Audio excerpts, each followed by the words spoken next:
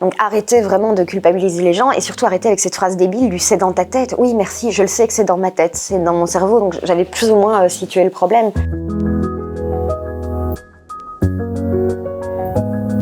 Je m'appelle Florence Mendez, j'ai 35 ans, je suis humoriste, chroniqueuse à la radio et à la télé. Et je suis belge, mais vous inquiétez pas, tout va bien se passer, si vous êtes majeur. Vraiment, je comprends pas pourquoi mes histoires d'amour ne marchent jamais. J'ai pas l'impression de demander la lune. Moi, tout ce que je veux, c'est qu'on m'aime pour la personne instable, dépendante et angoissée que je suis. Moi, j'ai des petites particularités. Donc, la première, c'est que je suis HPI, donc à haut potentiel intellectuel. C'est pas mieux, c'est pas moins bien. C'est simplement une manière différente de penser, de théoriser, de schématiser. Comme j'ai vraiment beaucoup de chance dans la vie, j'ai également un trouble du spectre autistique sans déficience. Donc, c'est ce qu'on appelait avant autiste Asperger. On l'appelle plus comme ça, notamment parce que Asperger était un médecin nazi. Et apparemment, c'est pas bien vu d'être nazi, je sais pas.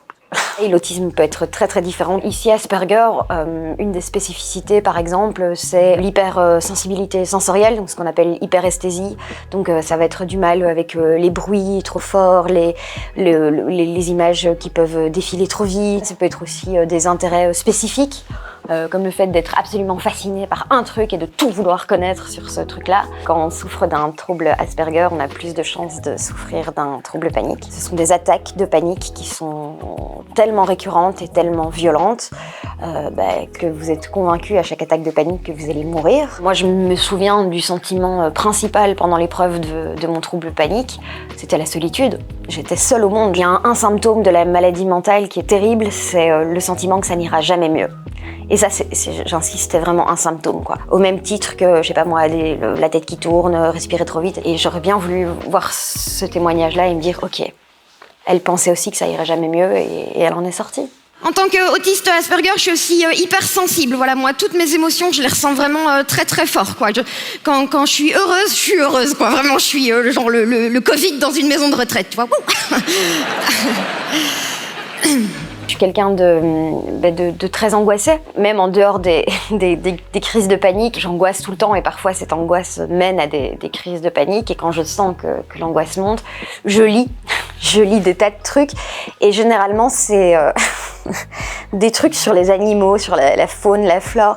Et la dernière fois, je sentais un début de crise monter et donc j'attrape le premier magazine que je trouve et c'était un truc sur la faune marine. Et j'ouvre le magazine à la première page et je tombe sur cet article qui dit « Connaissez-vous le cannibalisme intra-utérin chez le grand requin blanc ?» Eh ben, ça m'a pas aidé à me détendre, bizarrement. Mon plus gros problème, c'est les gens. Voilà, socialement, vraiment, je suis aussi à l'aise que Laurent Voulzy dans un pogo.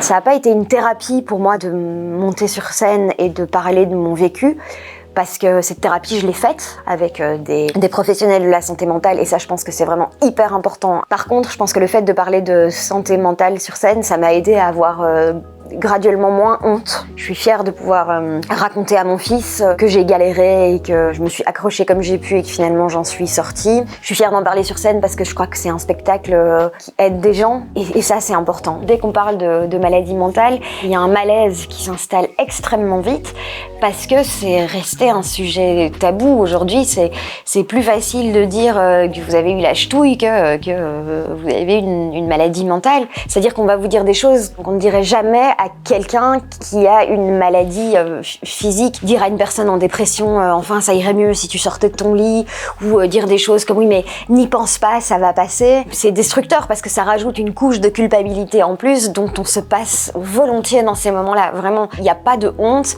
à pouvoir dire à la personne j'ai envie d'être là pour toi mais je sais pas comment faire, aide-moi et dis-moi ce que je peux faire pour toi.